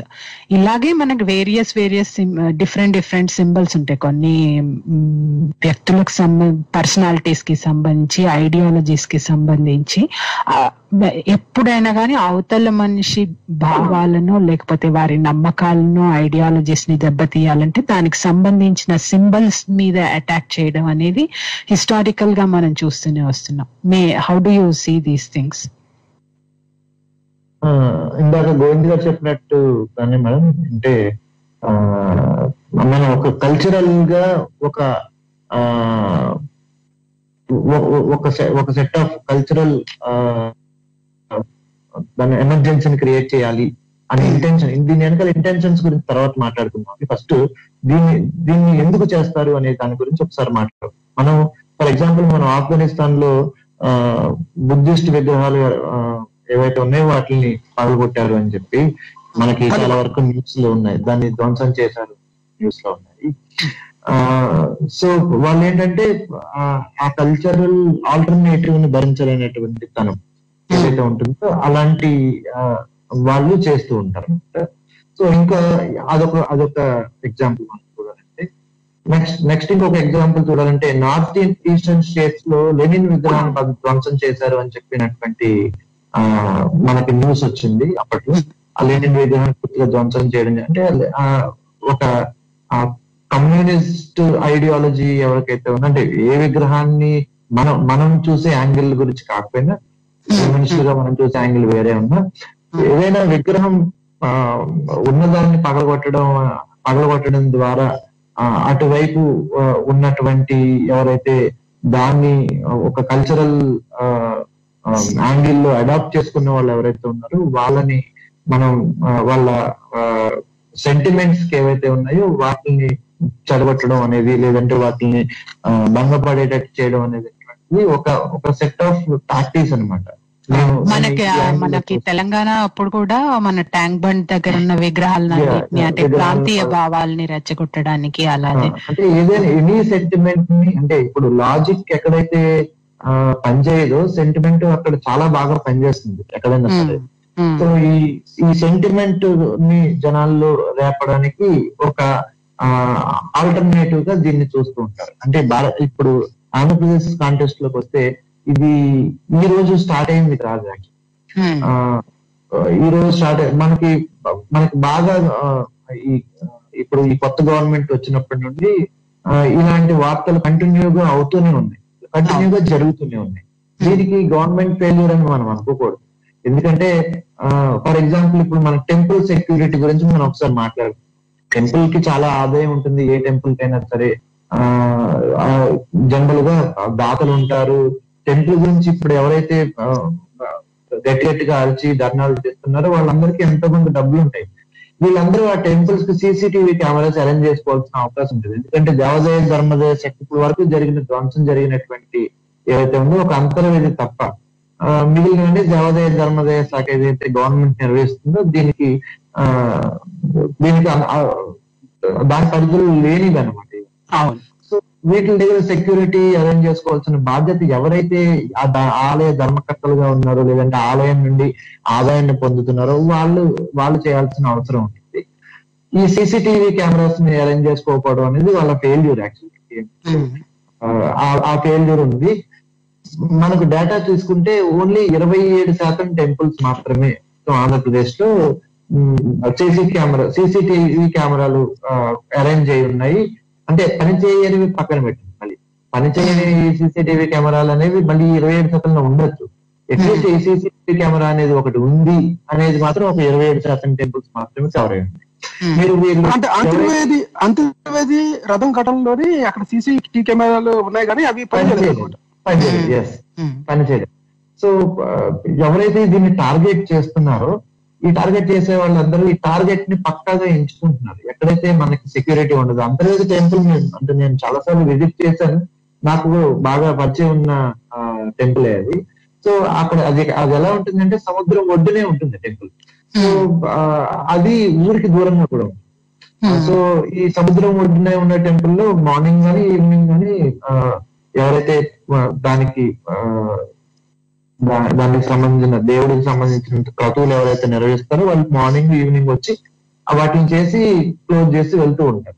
సో నైట్ సెక్యూరిటీ కూడా అంత ఇంకా గ్రాండ్ గా ఏమి ఉంటుంది. అండ్ అంతర్వేదిలో సంవత్సరానికి ఒకసారి ఒక తీర్థం అంటే జాతర లాంటిది ఒకటి జరుగుతూ ఉంటుంది. సో ఆ టైంలో మాత్రం సెక్యూరిటీ అదంతా ఉంటూ ఉంటుంది. సో ల్యాక్ ఆఫ్ సెక్యూరిటీ లేకపోవడం ఒకటి, వీటిని ఎవరైతే ఇది ఉందో ఎక్కడైతే వీక్ టార్గెట్ సీసీటీవీ కెమెరాస్ కానీ లేదంటే వీళ్ళు పట్టించుకొని ఏవైతే ఉన్నాయో వాటిని ఆ వీక్ టార్గెట్స్ ని ఎంచుకుని ఆ సెంటిమెంట్ ని రెచ్చగొట్టేటటువంటి ప్రయత్నం చేయడం అనమాట. ఈ గవర్నమెంట్ ఇట్లాంటి సంఘటనలు ఎందుకు జరుగుతున్నాయి అనే కాంటెక్స్ట్ ఇందాక గోవింద్ గారు చెప్పినట్టు ఒక సెంటిమెంట్ ని రగిల్చి దాని నుండి పొలిటికల్ గెయిన్ పొందాలనేటటువంటి కుట్ర దీంట్లో దాగి ఉందేమో అని చెప్పేటటువంటి అనుమానాలు అయితే ప్రతి ఒక్కరికి ఉన్నాయి. జనరల్ గా కొంతవరకు ఆలోచన ఎవరైతే చేయగలుగుతారో వాళ్ళందరికీ అర్థమవుతుంది ఏంటంటే ఒక సెట్ ఆఫ్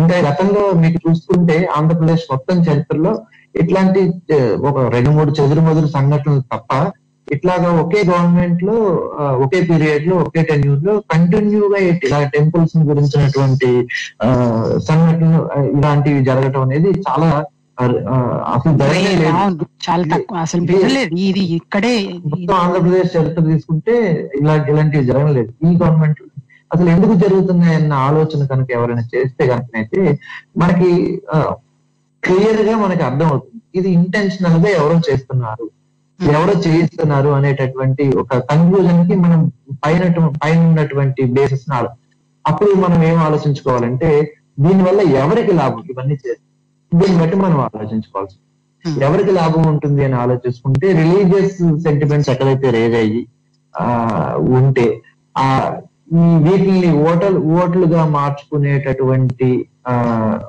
ఏదైతే టాక్టిక్స్ ఏదైతే ఉందో ఆ ఓట్లుగా మార్చుకుంటే దానికి ఎవరికి లాభం అనే దాన్ని ఆలోచించుకుంటున్నట్లయితే ప్రతి ఒక్కరికి క్లియర్ గా అర్థం అవుతుంది. ఊరికే ఏదో సంఘటన జరిగింది కదా అని మనం పరిగెట్టుకుని వెళ్ళి దాని గురించి ధర్నాలు చేయడం ఇవన్నీ చేయడం కాకుండా ఒక కామన్ పర్సన్ గా నేను ఇప్పుడు హైదరాబాద్ లో ఉన్నాను, నాకు ఒక సంఘటన గురించి తెలిసింది, దాని గురించి ఆవేశపడిపోయి మనం వెళ్ళి అక్కడికి వెళ్ళి ఏదో ఒక కన్క్లూజన్ కి అక్కడ సంఘటన తెలియకుండా ఒక కన్క్లూజన్ కి రావడం కన్నా ముందు అసలు దీని బ్యాక్గ్రౌండ్ ఏంటి, ఎందుకు జరుగుతుందని అనేటువంటిది ఆలోచించుకోవాల్సిన అవసరం ప్రతి ఒక్కరిలో ఉంది. ఇది నేను పూర్తిగా నమ్ముతాను. ఇంకొక విషయం చెప్పాలంటే కల్చరల్ గా కూడా ఇలాంటి విగ్రహాలని ధ్వంసం చేయడం, టెంపుల్స్ ని ధ్వంసం చేయడం లాంటివి మనకి ఉన్నాయి అంతకు ముందు. ఫర్ ఎగ్జాంపుల్ బుద్ధిజం, ఇప్పుడు మీరు రామతీర్థం గురించి చెప్పారు. ఈ రామతీర్థం అనేది ఒక బోధి కొండ అని కూడా అన్నారు దాని పేరు. మీరు అది బోధికొండ, అది ఇంగ్లీష్ లో బోడికొండ అయింది. అది బోధికొండ, బోడికొండ కాదు బోధికొండ. సో అది జైనులకి బుద్ధిస్ట్ కి ఒక రిలీజియస్ ప్లేస్ గా కూడా ఉంది, ఉండింది అంతకు ముందు. అలాగే ఇప్పుడు ఆర్కియాలజికల్ సర్వే ఆర్కియాలజికల్ డిపార్ట్మెంట్ ఏదైతే ఉందో వాళ్ళ కంట్రోల్లో ఉంది. వాళ్ళ ఆర్కియాలజికల్ డిపార్ట్మెంట్ లో ఉన్న కంట్రోల్లో వాళ్ళకి కేవలం దానికి సెక్యూరిటీకి సంబంధించినటువంటి ఏమైనా ఇవ్వాలంటే లోకల్ పోలీసులు వాళ్ళందరినీ ఎవరినైనా అడిగితేనే జరుగుతూ ఉంటుంది. జనరల్ గా మన దగ్గర ఆర్కియాలజికల్ సర్వే వాళ్ళ దగ్గర ఉన్న ప్రాపర్టీస్ అన్ని కూడా పూర్తిగా చాలా వరకు పాడైపోయినవే ఉంటాయి అన్నమాట. సో ఇవి వాళ్ళ కంట్రోల్లో తీసుకుని ఇక పైన పాడవకుండా సంరక్షించడం, మన హెరిటేజ్ ని సంరక్షించడం కోసం వాళ్ళు కొంత కృషి చేస్తూ ఉంటారు. దాంతో పాటుగా మన కల్చరల్ గా ఏవైతే మన మూలాలు ఏవైతే ఉన్నాయో వాటిల్లో ఉన్నటువంటి సాక్ష్యాలు వెతకడానికి కానీ ఇలాంటివన్నీ మనం అంతకు ముందు మన నాగరికతను గురించిన ఫ్యాక్ట్స్ తెలుసుకోవడానికి కానీ వాళ్ళు చూస్తూ ఉంటారు. సో వాళ్ళ దగ్గర వాళ్ళ కంట్రోల్లో ఉంది రామతీర్థం ఉంది. అలాగే దాని పేరే బోధికొండ. సో బుద్ధిస్ట్ ఆరంభం కూడా అది అన్నమాట. అలాగే మనకి కల్చరల్ గా ఇంకొకటి చూసుకుంటే మాత్రం మనకి పంచారామాలు అని ఉన్నాయి. ఈ పంచారామాలు ఏవైతే ఉన్నాయో ఈ టెంపుల్స్, ఆరామం అని అంటే ఏంటంటే ఒక బుద్ధిస్ట్ ప్లేస్ ని ఆరామం అంటారు. మనకు బాగా తెలిసిందే బౌద్ధారామాలు అంటూ ఉంటారు. సో ముందు ఈ బౌద్ధ ఆరామాలని పైన దాడి చేసి వాటిల్ని శివాలయాలుగా మార్చినటువంటి చరిత్ర ఉందని చాలా పుస్తకాల్లో మనకి ఇది మెన్షన్ చేసి ఉంది. అందుకని వాటిని ఆరామాలు మన ప్రపంచంలో ఎక్కడో లేని విధంగా అక్కడే మీకు ఈ 5 ఆరామాల్లోని పంచారామాలు అంటారు. ఇది జ్యోతిర్లింగాలు. యాక్చువల్గా నిజంగా చెప్పాలంటే శైవ క్షేత్రాల్లో జ్యోతిర్లింగాలు అనేది ప్రశస్తమైనవి అని చెప్పి వాళ్ళు చెప్పుకుంటూ ఉంటారు. బట్ ఇది కాదు. సో 2 అంతస్తుల శివలింగాలు ఉండేవి ఇక 5 దగ్గర. సో దీన్ని బట్టి మనం కల్చరల్ గా మనం చూసుకుంటే కనుక అయితే ఇవి వేరే వాళ్ళ టెంపుల్ ని ఆక్రమించుకునే పరిస్థితి. సో ఇదే టాక్టిక్స్ ని వాడి మళ్ళీ ఇలాంటి ఇవి చేసుకుంటున్నారు అనేటటువంటి ఒక కన్క్లూజన్ ని, ఏదైతే కన్క్లూజన్ ఉందో ఈ కన్క్లూజన్ ని ప్రజల్లో తీసుకొచ్చి మన మతం డేంజర్ లో ఉంది, మన కల్చర్ డేంజర్ లో ఉంది అనేటటువంటి ఒక సిగ్నల్ ఇవ్వడానికి కొంతమంది చేస్తున్నారు. దీని ద్వారా అవుట్కమ్ ఏంటంటే మన కల్చర్ ని కాపాడుకోవడానికి ఒకే ఒక పార్టీ ఉంది. ఆ పార్టీ వరకు మనం అధికారంలోకి తెచ్చుకుని మన కల్చర్ ని కాపాడుకోవాలి. ఎవరు కూడా మనకు ఉద్యోగాలు కావాలి, మనకి తిండి కావాలి, మనకి సరైన బట్ట కావాలి, ఇప్పుడు కరోనా వచ్చింది దీనికి సరైన హెల్త్ ఫెసిలిటీ కావాలి. ఇవన్నీ కల్పించడం చాలా కష్టం. మనం ఈ కల్చరల్ గా రక్షణ కల్పించడం మాత్రం చాలా ఈజీ. ఎందుకంటే మామూలుగా ఒక స్టేట్మెంటే కదా ఇవ్వాల్సింది. సో నెక్స్ట్ ఇవి చేసేవాళ్ళు ఎవరైతే మనకి ఈ విగ్రహాల మీద ఎవరికైతే ప్యాషనేట్ గా ఉన్నారో వాళ్ళే ధర్నాలు చేస్తున్నారు. మిగిలిన వాళ్ళు అంత విగ్రహాలకు అంత ప్యాషనేట్ కాదు. అందుకనే మనం అంత పెద్ద ప్రపంచంలోనే అతి పెద్ద విగ్రహాన్ని మనం కట్టుకున్నాం యాక్చువల్గా, స్టాచ్యూ ఆఫ్. సో ఈ ప్యాషనేట్ ఏదైతే ఉందో వాళ్ళే చేస్తుంటారు. విగ్రహాన్ని ఒక కల్చరల్ సింబల్ గా చూసే వాళ్ళు ఎవరైతే ఉన్నారో వాళ్ళే చేస్తుంటారు. ఇది ఒకటి విగ్రహాల వరకే ఇది జరగలేదు మేడం. యాక్చువల్ గా దీని డ్రైవ్ ఎలా ఉంది అంటే, ఫర్ ఎగ్జాంపుల్ మీకు ఒకసారి చూసుకుంటే తిరుమలలో అన్యమత ప్రార్థన ప్రచారం చేస్తూ ఒకళ్ళు దొరికిపోతారు. ఎవరైతే దొరుకుతారో వాళ్ళు పిచ్చి పిచ్చిగా వాగుతూ ఉంటారు. వాళ్ళు నిజంగా మెంటలీ స్టేబుల్ పర్సన్స్ కాదు. మీరు ఫుటేజెస్ కనుక చూస్తూ ఉంటే చాలా, కానీ వాళ్ళ చేతిలో బైబుల్ ఉంటుంది. ఎవరు పెడతారనేది మనకు తెలియదు. సో వాళ్ళు ముందుకు వస్తారు. వీళ్ళు బీజేపీ ఒక పార్టీకి సంబంధించిన వాళ్ళకి మాత్రమే దొరుకుతారు, వేరే వాళ్ళకి దొరకరు. మనకైతే మీరు బెస్ట్ అనాలజీ అంటే అదే మనకి ఇవి జరుగుతుంటాయి కదా, ఎన్కౌంటర్స్ జరుగుతుంటాయి కదా, అక్కడ దొరుకుతాయి కదా బుక్స్. అలాగే అవును, అదే ఎన్కౌంటర్ జరిగింది. దాంట్లో ఫేక్ ఎన్కౌంటర్స్ లోనే ఉంటాయి. అందులో ఒక డంప్ స్వాధీనం చేసుకున్నారు. డంప్ లో ఏమున్నాయంటే 10 గ్రనేడ్లు, 4 పిస్టల్లు, పుస్తకాలు ఉంటాయి. డంప్ లో విప్లవ సాహిత్యం పెట్టుకుని తిరుగుతారండి అసలు మామూలు. సో వీళ్ళ దగ్గర బైబిల్ ఎక్కువగా మీకు శ్రీ సాహిత్యం తిరుగుతూ ఉంటుంది. సో ఇంకొక అంటే శ్రీశ్రీ కాదు, విప్లవ సాహిత్యం ఏదైనా జరుగుతుంది. అది బ్యాండా కాదనేది ఎవరు ఉండదు, జస్ట్ మామూలుగా చెప్పారు. ఇంకొకటి రీసెంట్ గా ఇంకొకటి ఏమొచ్చిందంటే, తిరుమలలో ఒక లైట్ వేశారు, ఆ లైట్ శివ సింబల్ లో ఉంది అనేది గొడవ జరిగింది. ఇదంతా ఎందుకు జరుగుతుందని ఒక బేసిక్ ఆలోచన లేకుండా ధర్నాలకు మనం వస్తూ ఉంటాం జనరల్గా. సో అది నిజంగా కాదు, అది అంటే మామూలుగా ప్లస్ కూడా సెలవు సింబల్ లోనే ఉంటుంది. అలాగే అది ఏదైతే జరిగిందో అది అదే సింబల్ అంటే చాలా దానికి మళ్ళీ వాళ్ళు ఇవ్వటం. సో మనకి ఫాల్స్ ని స్ప్రెడ్ చేయడం చాలా ఈజీ కాబట్టి, రూమర్ ని స్ప్రెడ్ చేయడం చాలా ఈజీ కాబట్టి, మన తర్వాత దాని వెనకాల ఉన్నటువంటి నిజాలకు అనుకోవడానికి ఎవరు ఇంట్రెస్ట్ చూపించారు. ఎవరైతే న్యూస్ ని ఎవరైతే మనకి సర్క్యులేట్ చేస్తున్నారో వాళ్ళు కేవలం వాళ్ళకి ఏదైతే నచ్చుతుందో దాన్ని సర్క్యులేట్ చేస్తారు. వాళ్ళకి ఏదైతే చెప్పాలనుకుంటున్నారో దాన్ని సర్క్యులేట్ చేస్తారు, దాన్ని సర్క్యులేట్ చేస్తారు. రీసెంట్ గా నిన్న ఏబిఎన్ ఆంధ్రజ్యోతిలో ఒక న్యూస్, శ్రీశైలం క్షేత్రంలో ఫ్రీ లైన్ లో బైబిల్ పట్టుకుని తిరుగుతున్నారు. నేను ఒక క్లియర్ స్టాండ్ చెప్పాను. ఎవడన్నా ఒక బైబిల్ పట్టుకుని తిరుగుతూ ఒక హిందూ కల్చర్ ఉన్న చోటుకి వెళ్ళి ఎవరైనా ధైర్యం చేయగలుగుతారు అంటే వాళ్ళు పంటారు జనరల్ గా. అంత ధైర్యం చేసి ఎందుకు వెళ్తున్నారు అంటే, మనం ఒకసారి లాజిక్ ఆలోచిస్తే మనకు అర్థం అవుతుంది. ఎవరు ధైర్యం చేసి వాళ్ళు డబ్బులు ఇచ్చి పంపిస్తారు, ఎవరు పంపిస్తున్నారు అనేది మనం ఆలోచించాల్సిన అవసరం. వాళ్ళ దాని కేసు మూలాల్లోకి వెళ్తే ఎవరు పంపించారు ఏంటి అనేది చూస్తే వాడు దొంగ దొరికిన తర్వాత మనకు అర్థం అవుతుంది. కాకపోతే ఇంత చిన్న విషయాలని మనం విశ్లేషణ చేసి దాని బ్యాక్గ్రౌండ్ వీటిని వెతికేటటువంటి మన ఎఫర్ట్ ఏదైతే పోలీసులకి అంత ఎఫర్ట్ చేయాల్సిన దాన్ని ఏమంటారు, చాలా మెయిన్ ఏంటంటే ఒకటి డెఫినెట్ గా పోలరైజ్ చేయడానికి ఇలాంటివి చేస్తుంటారు. కానీ ఎక్కడైతే ఇప్పుడు వీటిని అన్నిటినీ జరగకుండా చూడాలనో, లేకపోతే ఎవరు దీన్ని చేశారు అని చెప్పి మళ్ళీ వాళ్ళని పట్టుకోవడము, ఇలాంటివన్నిటికీ అగైన్ మన ప్రభుత్వం వాళ్ళ రిసోర్సెస్ ని అలొకేట్ చేయడము, ఆ రిసోర్సెస్ యొక్క వాల్యుబుల్ టైం అనేది ఎక్కడ పెట్టాలో అక్కడ పెట్టకుండా ఇట్లాంటి వాటికి వెళ్ళిపోతూ ఉంటుంది. శరత్ తేజ గారు కూడా ఉన్నారు మనకి కాల్లో. నేను ఒక పాయింట్ ని టచ్ చేయదలుచుకున్నానండి. శరత్ గారు, మీరు కూడా maybe you can add to it. అంటే ఈ పోలరైజేషన్ అనేది అంటే ప్రజలలో ఒక మతానికి సంబంధించి వాళ్ళ కల్చర్ కానీ వాళ్ళ మతానికి సంబంధించిన సెంటిమెంట్స్ ని రెచ్చగొట్టి భయాందోళనలు క్రియేట్ చేయడం అనేది ఇది ఈ విషయంలో అంటే విగ్రహాల ద్వారా ఒక బ్యాక్ డ్రాప్ లో చేస్తున్నారు. కానీ కాన్స్టిట్యూషన్ లో లేదా లాస్ లో చేంజెస్ చేస్తూ కూడా మన కల్చర్ ఒక డేంజర్ లో ఉంది అనేది మన పైన రుద్దుతున్నారు. అంటే అది ఇప్పుడు మనకి యూపీ గవర్నమెంట్ లో చూసుకుంటే వి నో లవ్ జిహాద్ అని చెప్పేసి కన్వర్షన్ లాస్ అనేవి తీసుకొని వచ్చారు. అది యూపీ ప్రభుత్వానికే పరిమితం కాకుండా ఇప్పుడు దేశంలో మిగతా ఇంకో 4 రాష్ట్రాల్లో కూడా అలాంటి లాస్ తీసుకురావాలన్న ప్రయత్నాలు జరుగుతున్నాయి. సో ప్రజలుగా మనం చూసుకోవాల్సింది ఏంటంటే ఇది వెరీ లో ప్రొఫైల్ ఇష్యూ అని అనుకోవడానికి లేదు.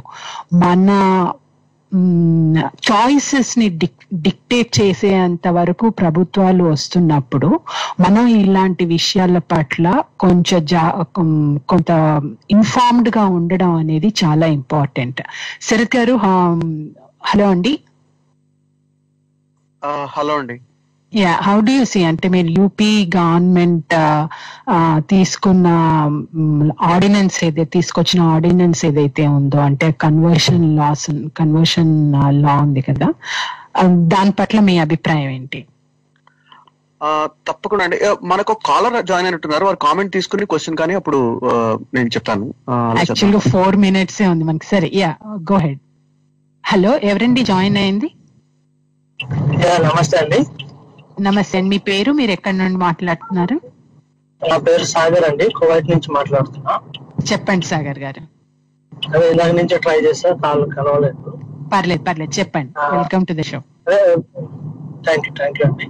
విగ్రహాల గురించి మాట్లాడుతున్నారు కదా, సేమ్ పాయింట్స్ కొన్ని ఉన్నాయి నాకు. అవే మనకు ఒకటి ఉంటుందండి సామెత, చిన్నపిల్లల సామెతకి వెళ్తే చిన్నపిల్లలు మనల్ని గిల్లేసి ఆడి ఏడుస్తూ ఉంటారు. చూసిన వాళ్ళందరూ మన మీద కొట్టాం అనుకుంటామండి.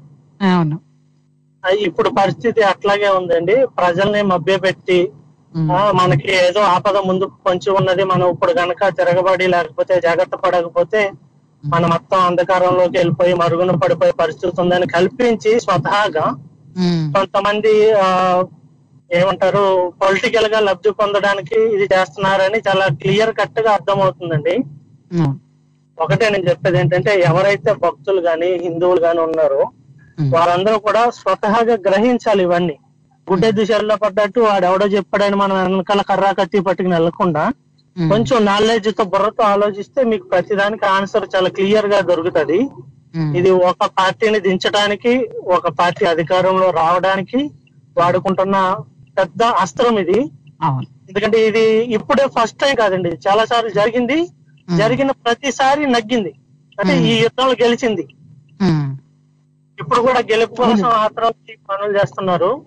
ఒకసారి మన స్వతహాగా వింటున్న ప్రజలు గాని భక్తులు గాని గ్రహించి, మీ మతానికి గాని మీకు గాని మీ హిందుత్వానికి గాని ఎటువంటి ప్రమాదం లేదండి, ఇది ఇండియా. ఎన్నో సంవత్సరాల నుండి మనకి ఇప్పుడు మనకి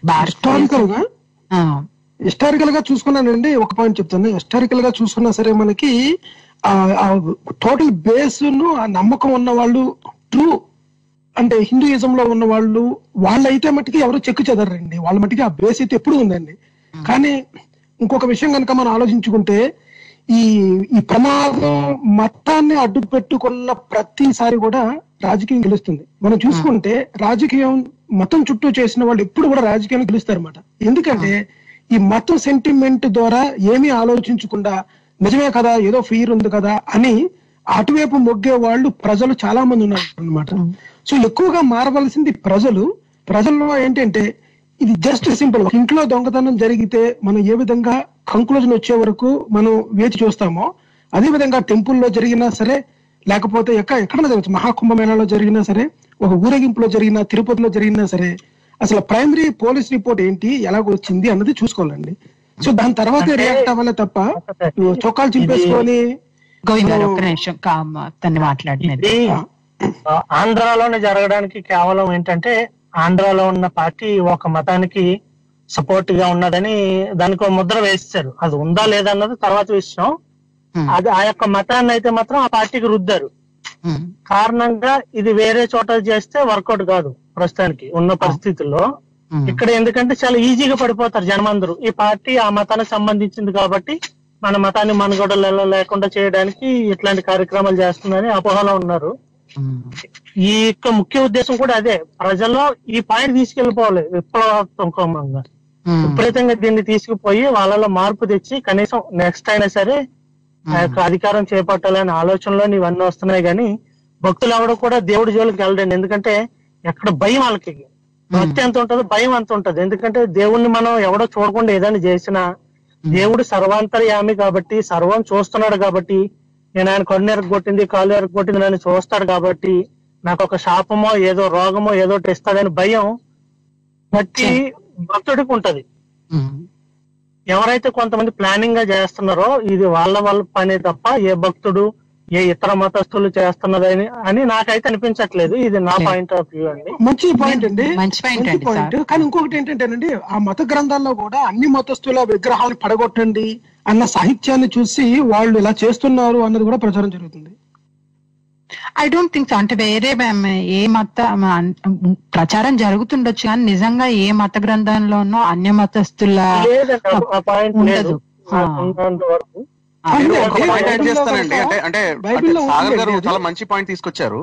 ఒక్కటే నేను యాడ్ చేసేది ఏంటంటేనండి, ఇప్పుడు మనం గమనించవలసింది మొదటిది ఏంటంటే మతస్థులకి సాధారణంగా భయం, భక్తి భయం ఉంటాయి. అలాగే అవతల వాళ్ళకి తెలివితేటలు కూడా ఉంటాయి. అంటే దాన్ని వాడుకుని వాళ్ళ దగ్గర నుంచి ఒక రకమైన రెస్పాన్స్ సొలిసిట్ చేసే తెలివితేటలు కూడా అవతల వాళ్ళకి ఉంటాయి. మనం చూడండి, అంటే ఇప్పుడు ఇక్కడ ఏంటంటే విగ్రహాలు ఐడోలేటరీని డిస్ట్రాయ్ చేయమని సువార్తలో ఉందో లేకపోతే లెటర్స్ ఆఫ్ సెయింట్ పాల్ లో ఉందనో అదో పెద్ద అదొక ట్రెడిషన్ ఉందనో అని చెప్పడం అనేది, అంటే అది ఏంటంటేనండి, అది జస్ట్ ఏంటంటే మనం చేసే వ్యాండలిజం కి, అంటే మనం చేస్తున్న రౌడిజం కి ఒక వంక చూపించడానికి, అవతల వాళ్ళ మీద వేయడానికి అన్నట్టు అనిపిస్తుంది. ఎందుకంటే మీరు చూడండి, యూపీలో కానీ కేరళలో కానీ చాలా పాపులర్ గా జరిగేది ఏంటంటే ఎక్కువగా గుళ్ళో మాంసాన్ని పాడేయడం అనమాట. సో మాంసం అంటే మాంసానికి లింక్ అయిన ప్రొఫెషన్ ఎవరుంటారు? జనరల్ గా కులస్తులు కాదు, మతస్థులు. సో అంటే ఏంటంటే జస్ట్ డైవర్ట్ చేయడానికి. ఒకవేళ నిజంగా మత గ్రంథంలో కనుక అది లేదనుకోండి, అంటే విగ్రహాలు ధ్వంసం చేయడం లేకపోతే ఏదో ఒకటి ఉంటది, ఏదో ఒకటి తీసుకురావడం చేయవచ్చు. ఇక్కడ అంటే ఏంటంటేనండి, అంటే నేను జస్ట్ ఒక చిన్న పాయింట్, 1 minute పాయింట్ చెప్పేస్తాను. ఏంటంటే ప్రజలు ఒకటి అర్థం చేసుకోవాల్సిన విషయం ఏంటంటే, ఒక మత విశ్వాసాలు ఉన్న శ్రోతలు ముఖ్యంగా నా ఉద్దేశంలో, ఎందుకంటే మత విశ్వాసాలు లేని వాళ్ళు దీన్ని ఒక రాజకీయ కుట్రగానే చూస్తారు, ఒక పొలిటికల్ ప్లాయ్ గానే చూస్తారు. ఈవెన్ మత విశ్వాసం ఉన్న వాళ్ళు కూడా నా ఉద్దేశంలో ఎట్లా దీన్ని ఒక పర్స్పెక్టివ్ ఎట్లా తీసుకొచ్చంటే, మీ మతానికి రక్షణ అన్నది ఎప్పుడు కలుగుతుందంటే రాజకీయం దాంట్లోకి రానంత వరకునే దానికి రక్షణ ఉంటుంది. అంటే మీ మతం మీ దగ్గర ఉన్నంత కాలం, మీ కమ్యూనిటీలో ఉన్నంత కాలం, అంటే మీరు పాటిస్తున్న సంఘంలో ఉన్నంత కాలం మాత్రమే దానికి రక్షణ ఉంటుంది తప్పితే, ఎప్పుడైతే స్టేట్ ప్రివిలేజ్ లభిస్తుందో, స్టేట్ ప్యాటర్నేజ్ లభిస్తుందో ప్రభుత్వం దగ్గర నుంచి, అప్పుడు కానీ, లేకపోతే ఎప్పుడైతే రాజకీయం మొదలవుతుందో ఆ మతం మీద కానీ, అప్పుడు మతం పూర్తిగా ధ్వంసం, మీ మతానికి రక్షణ పోతుంది పూర్తిగా. అదైతే గుర్తుపెట్టుకోవాలి. ఎందుకంటే ఏవైతే మంచి విషయాలు అనుకుంటారో మతస్థులు వారి మతం గురించి, అట్ ద సేమ్ టైం ఏవైతే అంత మంచిగా లేని విషయాల నుంచి పెద్ద పట్టించుకోరో, ఈ రెండు ప్రభుత్వాలు వాటిని ప్రివిలేజ్ ప్యాటర్నేజ్ తీసుకున్నా, లేకపోతే రాజకీయాలు వీటిలోకి వచ్చినా, ఈ ఏదైతే అంత మంచిగా లేవని మీరు పర్సనల్ లైఫ్ లో పెద్దగా పట్టించుకోని విషయాలు ఉన్నాయో అవే బాగా ప్రమోట్ అయిపోతాయి. నెంబర్ 1, అవి బాగా హైలైట్ అయిపోతాయి. ఎందుకంటే అవి హైలైట్ అవుతాయి కాబట్టి, ఎందుకంటే వాటి వల్ల కాన్ఫ్లిక్ట్స్ క్రియేట్ చేయొచ్చు కాబట్టి. అంటే that's the nature of all these things. ఎప్పుడైనా రాజ్యం యొక్క నేచరే అది కదా, అంటే వీక్ ని చేయడానికి లేదా ఏవైనా ఫ్రింజ్ ఎలిమెంట్స్ ఉంటే వాటిని యూజ్ చేసుకుని వాళ్ళ. ఒకటి ఏంటంటే జనరల్ గా రాజకీయం పొలిటికల్ స్పేస్ లో ఏంటంటే ఎక్స్ట్రీమ్ ఎలిమెంట్స్ కి చాలా లౌడ్ వాయిస్ ఉంటది.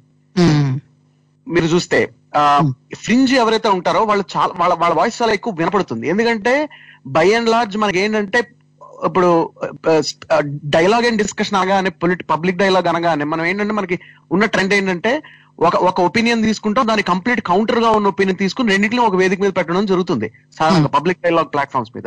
సో సమస్య ఏమవుతుందంటే, దీనివల్ల ఎక్స్ట్రీమ్ ఒపీనియన్స్ ఎవరైతే ఉంటాయో వాళ్ళ వాయిస్ చాలా గట్టిగా వినపడుతుంది, వాళ్ళకి ఎక్కువ స్పేస్ వచ్చేస్తుంది అనుకోకుండా. సో అభివృద్ధి చెందడానికి కారణం కూడా ప్రభుత్వమే. అవునండి, తప్పనిసరిగా. ఇప్పుడు అంటే నా ఉద్దేశంలో అసలు అంటే ఇప్పుడు నిజానికి అంటే ఇప్పుడు ప్రైవేట్ ట్రస్ట్ల మీద మీకు ప్రార్థనా స్థలాలు, గుళ్ళు కానీ ఇలాంటివి నడుస్తున్నప్పుడు అసలు ప్రభుత్వం వాటి ఫండ్ తీసుకోవడం ఎంతవరకు కరెక్ట్ అన్న ఫండమెంటల్ అబ్జెక్షన్ నాకుంది, అంటే నాకు వ్యక్తిగతంగా అయితే. బట్ నా ఉద్దేశంలో ఏంటంటే, ఎప్పుడైతే మీకు రాజ్యం అంటే ప్రభుత్వం కానీ చట్టాలు కానీ మతాన్ని ఫేవర్ చేయడం కాదు, మీకు మతాన్ని ప్రివిలేజ్ చేయడం మొదలు పెడతాయో, ఏ మతాన్ని ప్రివిలేజ్ చేసినా మిగతా మతాలన్నీ పోటీకి వచ్చేస్తాయి. మమ్మల్ని ఎందుకు ప్రివిలేజ్ చేయట్లేదు అని. సాధారణంగా ఏం చేస్తారంటే మైనారిటీ రైట్స్ ప్రొటెక్షన్ అని చెప్పని ఎక్కువ మంది ఫాలో అయ్యే మతాన్ని కాకుండా మిగతా కొంచెం, అంటే దానికి ఒక రకంగా ప్రివిలేజ్ ఇస్తే మిగతా వాటికి ఇంకొక రకంగా ఇవ్వడం మొదలు పెడతాయి. అంటే చట్టాలు ఆ ప్లూరలిజం అన్న ఐడియాలో ముఖ్యంగా భారతదేశంలో జరుగుతుంది ఇది. కనీసం యూరోపియన్ దేశాల్లో ఏంటంటే సెపరేషన్ ఉంటుంది కంప్లీట్ గా. మన దగ్గర ఏంటంటే, మన దగ్గర inclusion of religious affairs, in government అనేది ఉండడం వల్ల ఒక మతానికి ఎక్కువ ప్రివిలేజ్ ఇచ్చారు, ఒక మతానికి తక్కువ ప్రివిలేజ్ ఇచ్చారు అన్న ఈ గ్రూప్ కాలాట మొదలవుతుంది గొడవ. సో అది గ్రూప్ గొడవే అది, అంతేకాని అది నిజంగా it's not really matter of principle. Matter of principle ఎప్పుడవుతుందంటే వ్యక్తిగతంగా ఉన్న మతం అనేది ప్రభుత్వ చేతుల్లోకి వెళ్ళిపోయో ఐదర్ ప్యాటర్నేజ్ వల్ల లేకపోతే డిస్క్రిమినేషన్ వల్ల కానీ, రెండు రకాలకు కానీ, లేకపోతే దాని చుట్టూ రాజకీయం ఎప్పుడైతే మొదలవుతుందో అప్పుడు ఏవైతే మతస్థులు తమ మతం లో ఈ మంచి ఉందని అనుకుంటారో అది పూర్తిగా అసలు దానికి వాయిస్ రాదు. అక్కడ మీకు ఏవైతే ఫ్రింజ్ ఎలిమెంట్స్ ఉంటాయో, సూపర్స్టిషన్ ఐడియాస్ ఉంటాయో, ఏవైతే మీరు అదిగా పట్టించుకోరో మీ దైనందిన జీవితంలో మతస్థులుగా, అవి బాగా హైలైట్ అయిపోతాయి. ఇప్పుడు ఈ మతస్థులు మీరందరూ ఈ సూపర్స్టిషన్స్ పట్టించుకుంటారు అన్నట్టు కూడా బై అండ్ లార్జ్ ఒపీనియన్ వచ్చేస్తుంది. ఇప్పుడు ఎలాగంటే ఇప్పుడు ఉదాహరణకి అందరు క్రిస్టియన్లు ఈ ప్రేయర్ ఆయిల్స్ పూసుకుంటారని కానీ, లేకపోతే హిందువులందరూ అలా ఇళ్లలో విపరీతమైన మూఢనమ్మకాలు పెడతారు, వాస్తు చూసుకుంది ముహూర్తం చూసుకుంది ఏ పని చేయరని, బై అండ్ లార్జ్ అలా ఉండకపోవచ్చు కూడా. సో ఇలాంటి ట్రెండ్లు అనేవి మొదలైపోతాయి. సో ఇట్లాంటి స్టీరియో టైపింగ్ మొదలవుతుంది. ఇది అసలు నిజానికి it's not at all good. ఏంటంటే దానివల్ల మీరు మనుషులుగా అంటే వాళ్ళని by the merits of their ideas చూడకుండా వాళ్ళు ఒక ఐడెంటిటీ ఉంది కాబట్టి దాన్ని ఆపాదించి చూడడం అనేది జరుగుతూ ఉంటుంది. ఒకే కార్డు ఉంటే అసలు ప్రాబ్లమ్స్ అన్ని సాల్వ్ అయిపోతాయండి. పాలిగడ్స్ అన్ని తీసేస్తారు. ఒకటేంటంటే భారతదేశం అసలు అంటే భారతదేశం ఒక ప్రజాస్వామ్యంగా కూడా నిలబడగలిగిందంటే దాని ప్లూరలిజం అనేది సమాజంలో మెయింటైన్ అవ్వబట్టి నిలబడిందని మనం అనుకోవాలి. చరిత్ర చూసుకున్నా చాలా ప్రదేశాల నుంచి మత వివక్షకు గురైన వాళ్ళు భారతదేశానికి వచ్చారు. అలాగే భారతదేశంలోని తాత్విక చింతనలు అవుతున్నాయి, అవి కూడా అవి సింథసిస్ తో వచ్చాయి వీటి ప్రభావాల వల్ల. మనకిప్పుడు జైనిజం బౌద్ధం లేదే వెజిటేరియనిజం ఇంత పాపులర్ ఎలా అవుతుంది? సో ఏంటంటే ఆ తాత్విక గుణాలు అనేవి అంటే ఆ తాత్విక లక్షణాలు అనేవి by and large society observe చేసుకుంటూ వచ్చింది, భారతదేశం సమాజం అలా వస్తూ వచ్చింది. నాన్ వెజిటేరియన్ ఇంకొక మతం కూడా ఆపాదించుకుంటది అనమాట. అది మా మెయిన్ అని. యాక్చువల్ గా నాన్ వెజిటేరియన్ అహింస అన్నది హిందూయిజం బేస్ ఏం కాదు. అది నాన్ వెజిటేరియన్ అన్నది బుద్ధిజం అండ్ జైనిజం బేస్ అది. But the idea it self, practice it self అనేది కల్చర్ లోకి వచ్చేసింది, విచ్ ఇస్ ఫైన్. అంటే దానివల్ల ఏమీ నష్టం ఏం లేదు. అండ్ ఇట్స్ అహింస అంటే హింస ఉండకూడదు అన్నది కూడా ఇట్స్ అ గుడ్ క్వాలిటీ. మనం అంటే we make a case for that. So విషయం ఏంటంటే భారతదేశం అనేది it's synthesis of lot of ideas అండి. అంటే ఒక తాత్విక పునాది భారత సంస్కృతిలో ఉన్నది. సో ఏంటంటే మనం గమనించవలసింది ఏంటంటే diversity is our strength, has always been our strength. మన చరిత్ర మొత్తం చూసుకున్నా సరే. కాబట్టి ఏంటంటే ఎప్పుడైతే ప్రభుత్వాల్లో, చట్టాల్లో, లేకపోతే రాజకీయాల్లో మతంలోకి వచ్చేస్తాయో, మతాన్ని వాడుకోవడం మొదలు పెడతాయో, అప్పుడు మీ మతానికే రక్షణ పోతుంది పూర్తిగా. సో ఇది గ్రహించిన రోజు నా ఉద్దేశంలో ప్రజలు చాలా వరకు మతం బేసిస్ మీద ఉద్రేగాలను రెచ్చగొట్టి మన మతం డేంజర్ లో ఉంది, యాజ్ లాంగ్ యాజ్ మతస్థులు ఉన్నంతకాలం మతం ఏవి డేంజర్ లోకి పోదు. మతం ఎట్లా నిలబడుతుంది? ఒకళ్ళు నిలబెట్టేది కాదు, అది ఎవరికి వాళ్ళు వాళ్ళ విశ్వాసాలు వాళ్ళ పద్ధతులు బట్టి నిలబెట్టుకునేది మతం అంటే. సో ఒకటండి శరత్ గారు, మీరు ఇందాక లేకపోతే ఒక చట్టం చేయడం వల్ల, లేకపోతే అన్య మత మార్పిడి ఆపాలన్న చట్టం వల్ల ఏమీ నిలబడేవి కాదు, ఏమి ఆగేవి కాదు. దానివల్ల యాక్చువల్గా హింస పెరిగిపోతుంది ఒకటి. రెండు ఏంటంటే పెర్సెక్యూషన్ పెరిగిపోతుంది. అనవసరమైన విషయాల్లో ప్రభుత్వం జోక్యం చేసేసుకుని, చట్టాలు జోక్యం చేసేసుకుని, పోలీసులు జోక్యం చేసేసుకుని, ఇలాంటి మొత్తం ఉన్న జీవితం రోడ్డు మీద పడిపోతుంది. అంటే మెయిన్ గా మనం చెప్పాల్సింది one thing I want to specifically, మీరు ఇందాక అన్నారు చూడండి వెజిటేరియనిజం అని చెప్పి, అదే ఒక ఇట్ మైట్ అపియర్ అంటే అహింసకి అది ఒక సింబల్ గా అనుకొని మంచిగానే అనిపించచ్చు, కానీ ఆ మంచి అనేది ఒక చాయిస్ లాగా ఉండాలి, అంతేగాని అది ఒక ప్రిన్సిపల్ లాగా ఒక మీద రుద్దపడకూడదు. అంటే స్టంటెడ్ చిల్డ్రన్ అంటే పౌష్టికాహార లోపం వల్ల ఎదుగుదల లేని పిల్లలకి, స్కూల్కి వెళ్తున్న పిల్లలకి దొరికే పౌష్టికాహారం నేను తీసేస్తాను దీని వల్ల అన్నది అది పూర్తిగా అమానుషం. ఒక్క విషయం పాయింట్ చెప్తాను నేను. అంటే ఈ అహింస అనేది మీరు ఎప్పుడు చూసుకున్నా సరే అది మతానికి ఒక కిరీటం లాగా భావిస్తారే తప్ప, వాళ్ళు భావించే వాళ్ళందరూ కూడా ఓన్లీ యానిమల్స్ మీదే అహింస అనుకుంటారు. అహింస అనేది మానవుల్లో కూడా వర్తిస్తుంది అనమాట. ఈ మతం కోసం చేసేవాడు కోడిని, ఆవుని, మేకని చంపడం తప్పు, కానీ నా మతం కోసం నేను ఒక వేరే మనిషిని చంపుతానంటాడు అనమాట. వేరే మనిషిని చంపడం కూడా అహింసలోకి వస్తుంది. ఈ అహింస అనేది అక్రాస్ ద మొత్తం ఈ భూతాలన్నిటి మీద కూడా ఈక్వల్ గా చేయగలగాలి. అదే నిజమైన అహింస. అదేనండి, అంటే మనకి ఎప్పుడు ఇందాక శరత్ గారు అన్నట్లు ఎప్పుడైతే రాజ్యం చేతిలోకి ఈ మతాన్ని ముందుకు అది నిజంగా వాళ్ళకి ఆ మతాన్ని ముందుకు తీసుకెళ్లాలని ఉందా లేదా అనేది పక్కన పెడితే, రాజ్యం చేతిలోకి మతం ఎప్పుడైతే వెళ్తుందో మన చాయిసెస్ అనేవి ఉండవు. అది ఫుడ్ కానివ్వండి, బట్టలు కానివ్వండి, లేకపోతే మనం ఎవరిని పెళ్లి చేసుకోవాలి, ఏ మతాన్ని మనం నమ్మాలి, లేకపోతే ఇలాంటి బేసిక్ చాయిసెస్ అనేవి మనకి లేకుండా మనం కంపల్సరీగా ఇదే చెయ్యాలి, ఇలాగే చెయ్యాలి అనే రెస్ట్రిక్షన్స్ లాస్ లాగా వచ్చేస్తున్నాయి. అది చాలా డేంజరస్ సిచ్యువేషన్. మనకి టైం ఉందా ఇంకా? సాగర్ గారు చెప్పండి. ఇంకా మనం ఏంటంటే నాయకులు ఎవరు కూడా మతపరమైన విషయాలలో పాలు పంచుకోకూడదండి. దానివల్ల ఏమవుతుందంటే ఒక నాయకుడు ఒక మతం గురించి సంబంధించిన కార్యక్రమాల్లో పాలు పంచుకోవడం వల్ల ఉన్న ప్రజానికానికి దాన్ని ఆపాదించే వాళ్ళకు, లేకపోతే అభిమానించే వాళ్ళకి, ఫాలో అయ్యే వాళ్ళకి ఈడు మనోడే అని ఒక భావన కలుగుతుంది. దానికి వ్యతిరేక దిశలో ఉన్న కొంతమంది ప్రజలకి ఈడికి మనకు వ్యతిరేక, ఎందుకంటే ఈడు ఆ మతానికి సపోర్ట్ చేస్తున్నారు కాబట్టి తను మనకి వ్యతిరేక అనే భావన వీళ్ళకి ఆటోమేటిక్ గా వచ్చేస్తుంది ఎవరు చెప్పకుండానే. అవును అవును, ఉండి కరెక్టేనండి సాగర్ గారు మీరు అనేది. అంటే మనకి ఎప్పుడు కూడా ఈ ప్రభుత్వ ఆఫీసెస్, అంటే ఏవైతే ఆఫీసెస్ ఉన్నాయో, కార్యాలయాలు ఏవైతే ఉన్నాయో, వాటిని ప్రారంభోత్సవాలు చేయడానికి, ఇలాంటి వాటికి అన్నిటికీ కూడా ఎప్పుడు కూడా మనం ఒక పూజతో మొదలుపెట్టి ఒక పూజారిని పిలిచి వాళ్ళ ఆధ్వర్యంలో ఇలాంటివన్నీ చేస్తూ ఉంటారు. కానీ దాని నుండి బెనిఫిషియరీస్ ఆ ఒక్క మతానికి సంబంధించిన ప్రజలే కాదు, ఇంకా వివిధ మతాలకి, లేకపోతే ఏ మతాన్ని ఫాలో కాని ప్రజలు కూడా ఉన్నారు. మరి వాళ్ళకి మనం ఎలాంటి సింబల్ని ఇస్తున్నాము అనేది ఖచ్చితంగా ప్రభుత్వాలు ఆలోచించుకోవాలి.